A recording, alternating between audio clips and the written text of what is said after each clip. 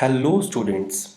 In our last class, we have understood the difficulties a machine faces to understand human conversation, that what were the syntax and semantic errors in human conversation, and there should be a balance between both to understand any conversation clearly.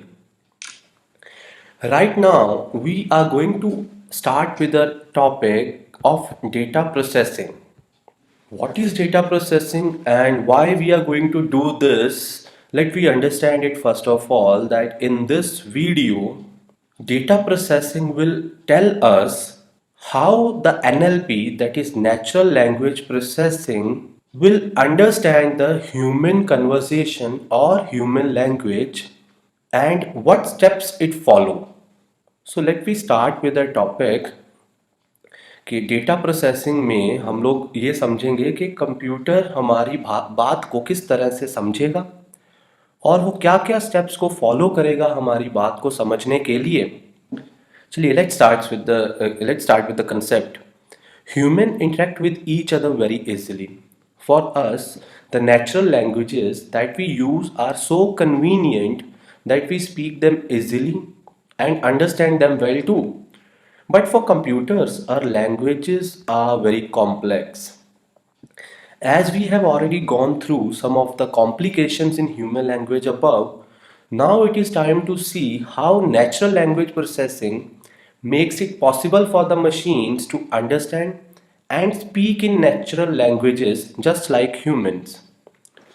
Since all we know Since we all know that language of computers is numerical, as they only understand the machine language 0 and 1, the very first step that comes to our mind is to convert our language to numbers. This conversation takes a few steps to happen. The first step is text normalization. Since human languages are complex, we need to first of all simplify them in order to make sure that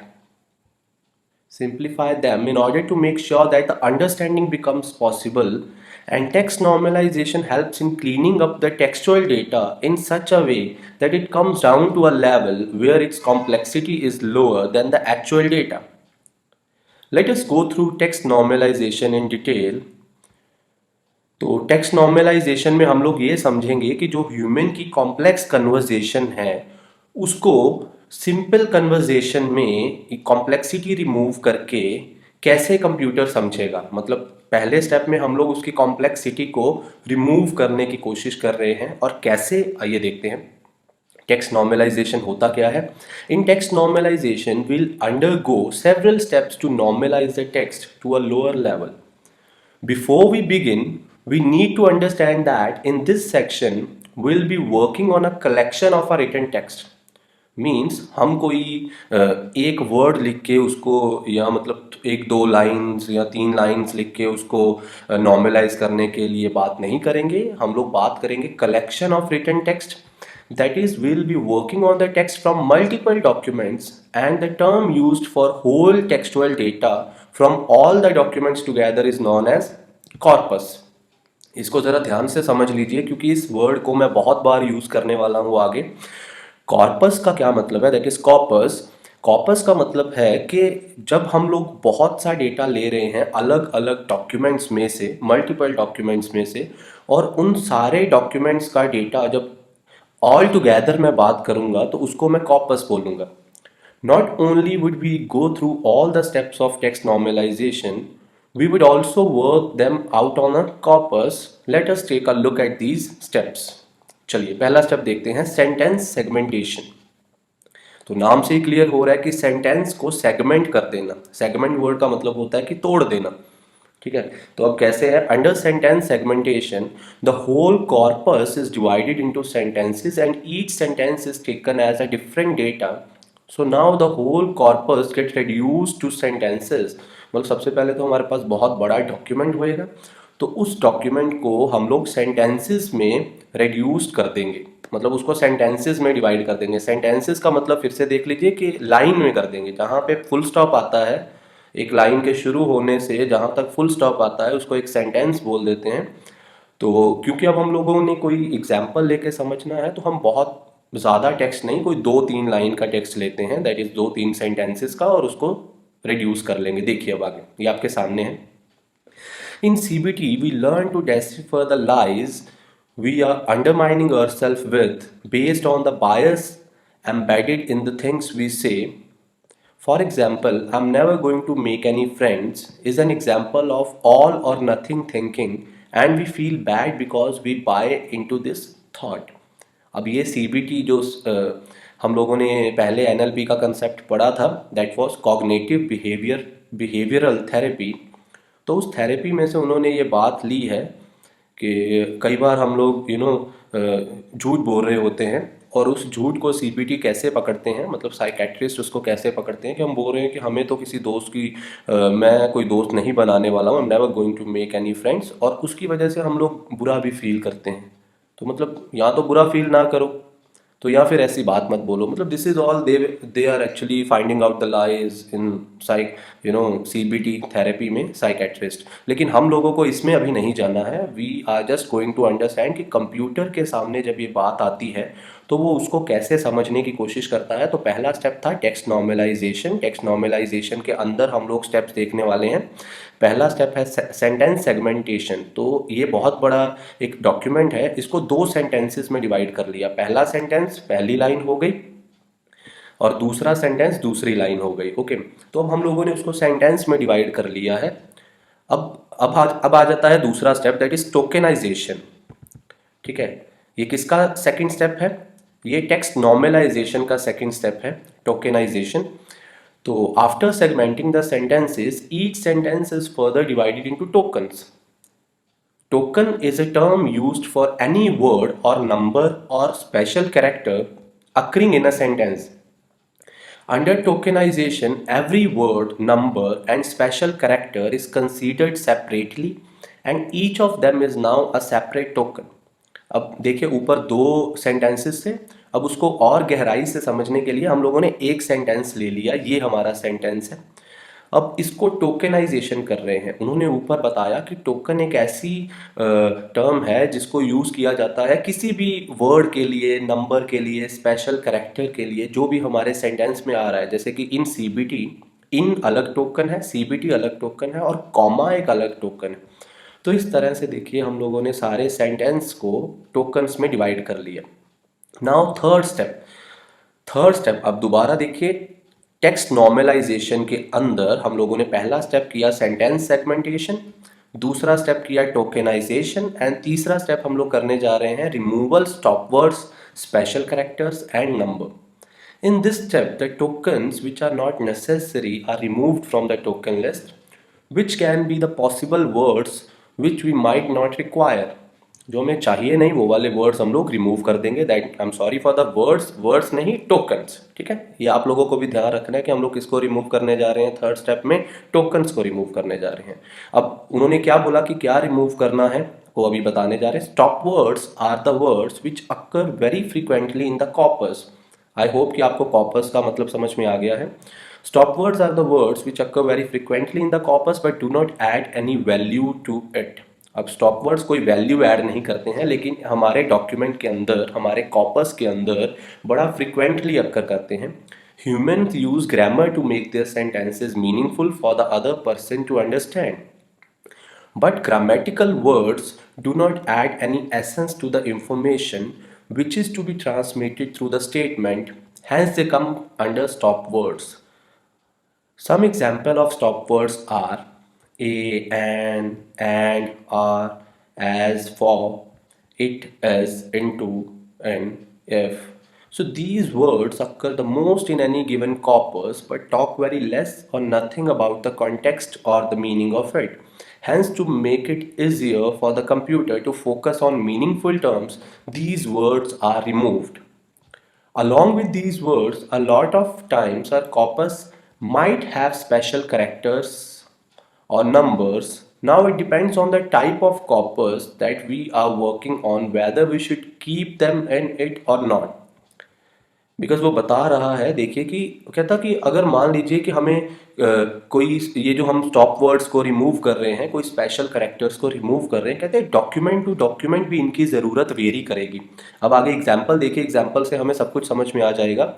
for example, if you are working on a document containing email IDs, then you might not want to remove the special characters and numbers, whereas in some other textual data, if these characters do not make any sense, then you can remove them along with the stop words.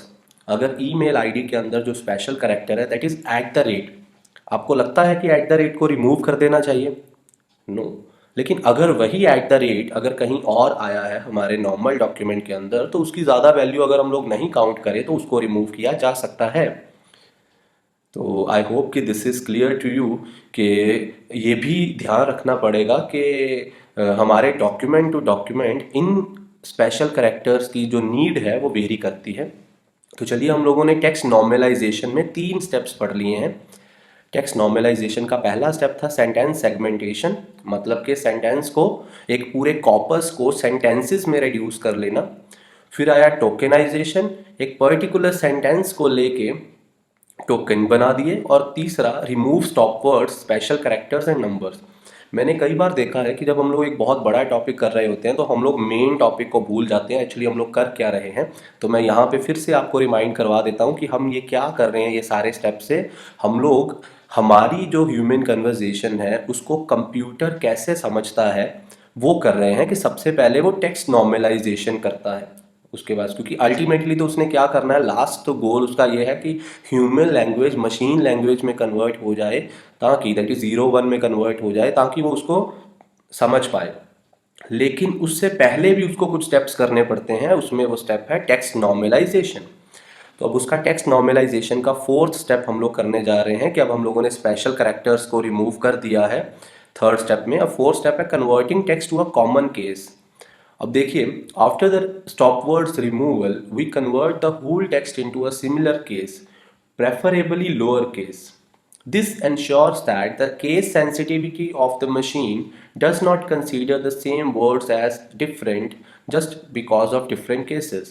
अब कई बार हम लोगों ने hello word upper case में लिखा होता है, कई बार कुछ इस तरीके से लिखा होता है, कई बार इस तरीके से। ये देखिए, अलग अलग वे बताए गए हैं। बट 4th स्टेप में क्या हो जाएगा, सारा का सारा टेक्स्ट लोअर केस में आ जाएगा। Here in this example the all the 6 forms of hello would be converted to the lower case and hence would be treated as the same word by the machine. अब machine उसको बिल्कुल same लेगी। Now the fifth step, stemming. Stemming का मतलब क्या है? ये stemming और एक और वर्ड आएगा दैट इज लेमेटाइजेशन। इन दोनों को हमने बड़े ध्यान से समझना है, तो थोड़ा फोकस रखना। In this step the remaining words are reduced to their root words. In other words, stemming is the process in which the affixes of the words are removed and the words are converted to their base form. मैं इसको example के साथ समझाता हूँ। I know कि कई बच्चों को एफिक्सेस का मीनिंग नहीं पता होएगा, सो डोंट वरी। इधर देखिए ये वाले टेबल में, अब देखिए एक वर्ड है, एफिक्सिस है और स्टेम मतलब रूट वर्ड है। हील्ड में से ईडी रिमूव किया तो हील बन गया। हीलिंग में से ING that is affixes remove किया तो हील बन गया। ये किसका काम है? एक वर्ड को उसके रूट में कन्वर्ट करने का। उस प्रोसेस को बोलते हैं स्टेमिंग। नाउ अब इसमें एक प्रॉब्लम है स्टेमिंग में। अब 4th वर्ड को देखिए, स्टडीज को, उसमें उसने ईएस रिमूव कर दिया लेकिन STUDI रह गया, तो that is not a word. आपको लगता है कि STUDI कोई वर्ड होता है? नो। नीचे वाला ये जो STUDY it's a word, study, जो हम लोग करते हैं, लेकिन आई के साथ वर्ड नहीं होता। तो मतलब उसका मीनिंग क्या मशीन समझेगी स्टेमिंग के बाद? नहीं, मुझे नहीं लगता। तो देखिए जरा, उन्होंने भी बताया, note that in stemming the stemmed words we get after removal the affixes might not be meaningful. Here in this example, as you can see, healed, healing and healer all were reduced to heal, but studies was reduced to STUDI after the affix removal, which is not a meaningful word. Stemming does not take into account if the stem word is meaningful or not. It just removes the affixes and hence it is faster. उसने बोल दिया, कहता इसको कोई फ़र्क नहीं पड़ता कि जो इसने वर्ड को रूट वर्ड मतलब बनाया है क्या वो मीनिंगफुल वर्ड है या नहीं, इसका बस काम है बस लास्ट वाले अफिक्सेस को रिमूव कर देना, तो ये रिमूव कर देगा। तो इसीलिए ये फास्ट है। इसका ये पॉजिटिव पॉइंट है कि ये फास्ट है, लेकिन इसका ये नेगेटिव पॉइंट है कि इसको कोई फ़र्क नहीं पड़ता कि क्या उस वर्ड का कोई मीनिंग निकला है या नहीं। अब लेमेटाइजेशन बिल्कुल स्टेमिंग के जैसा ही होता है, ये जो हम लोगों ने स्टेप किया है। लेकिन क्या फ़र्क होता है इसको शायद आप मेरी बातों से समझ भी गए होंगे, लेकिन अभी मैं बताता हूँ। Stemming and lemmatisation both are alternative processes to each other as the role of both the processes is same, removal of affixes। इन दोनों का काम यही है, removal of affixes। लेकिन मैंने अभी बोला कि जो स्टेमिंग है, स्टेमिंग को कोई फ़र्क नहीं पड़ता कि जो वर्ड उसने रूट वर्ड बनाया है या उसने जो स्टेम किया है वर्ड, क्या वो मीनिंगफुल है या नहीं, उसने बस अपना काम किया और वो चला गया, उसका हो गया। अब लेमेटाइजेशन ऐसा नहीं है, लेमेटाइजेशन उसका मीनिंग बनाता है और थोड़ा स्लो भी है। तो अब देखते हैं, but the difference between both of them is that in lemmatization the word we get after affix removal also known as lemma is a meaningful one। वो एक meaningful word होएगा। Lemmatization makes sure that lemma is the word with meaning and hence it takes a longer time to execute than stemming। देखिए यार नीचे heal हुआ। अब इसमें जो हमारी प्रॉब्लम आई थी स्टडीज़ की, अब उसको उसने स्टडी बनाया, उसने उसको STUDI करके नहीं छोड़ दिया। As you can see in the example, the output for studies after affix removal has become study instead of STUDI। अब difference between stemming and lemmatization can be summarized by this example। There was a word called caring। Caring को अगर lemmatisation किया तो care बना, लेकिन अगर caring को stemming किया तो कार बना। उसने ING को रिमूव कर दिया और उसको कोई फर्क नहीं पड़ता कि वर्ड का मीनिंग निकल रहा है या नहीं। With this, we have normalized our text to tokens, which are the simplest form of words present in the corpus। अब देखिए जो हमारा पहला स्टेप था दैट इज टेक्स्ट नॉर्मलाइजेशन, वो कंप्लीट हो गया है। अब उसमें कौन कौन से स्टेप्स हैं, kindly check it once again.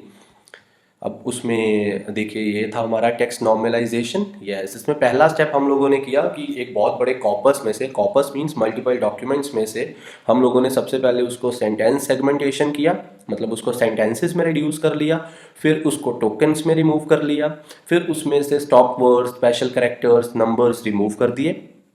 उसके बाद में उसको एक कॉमन केस में लेके आए, मतलब दैट वाज लोअर केस, ठीक है। एंड आफ्टर दैट स्टेमिंग या लेमेटाइजेशन में से कोई भी एक स्टेप को परफॉर्म किया टू रिमूव द एफिक्सेस। अब इस ओवरऑल स्टेप में जो टेक्स्ट नॉर्मलाइजेशन के थ्रू हम लोग कर क्या रहे हैं, हम लोग उसको सिंपल बना रहे हैं, मतलब एक कॉम्प्लेक्स सेंटेंस को हम लोग सिंपल बना रहे हैं, क्योंकि मशीन को ग्रामर से कुछ लेना देना नहीं है, मशीन को फुल स्टॉप से कुछ लेना देना नहीं है, मशीन को ये जो एफिक्सेस हम लोग लगाए हुए हैं इससे कुछ लेना देना नहीं। उसको तो एक सिंपल सी बात है जो उसने समझनी है, और जिसकी वजह से हम लोग ये टेक्स्ट नॉर्मलाइजेशन ये उसको क्लीन करने के लिए डेटा को यूज़ कर रहे हैं। अब क्योंकि हम लोगों ने टेक्स्ट को नॉर्मलाइज कर लिया है, now it is time to convert the tokens into numbers. For this we would use the bag of words algorithm.